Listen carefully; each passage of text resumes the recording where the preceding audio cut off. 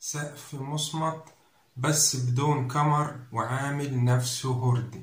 بسم الله الرحمن الرحيم. السلام عليكم ورحمة الله وبركاته.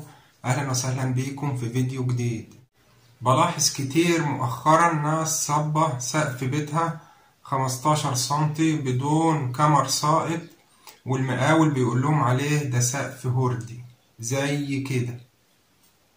طب ده صح ولا غلط يا هندسة؟ قبل ما نجاوب لازم نعرف شوية حاجات. أولا يعني إيه سقف هردي؟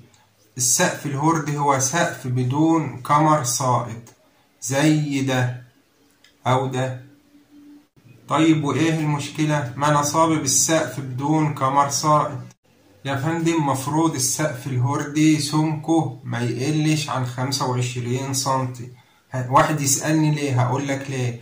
عشان العمود ما يخترقش السقف اللي فوقه زي كده.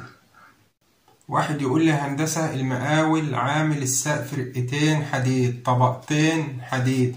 هقول له الحديد ملوش دعوة بالموضوع، الموضوع متعلق بسمك السقف وفلوسك راحت على الفاضي. طب ايه الصح يا هندسة؟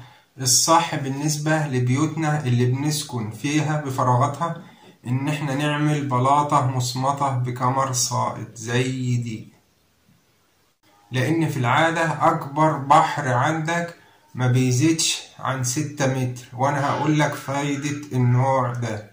اوفر من حيث الحديد والاسمنت، واكثر مقاومة لاحمال الزلازل، بس المقاول ما بيحبش يعمله عشان بيسقط كمر.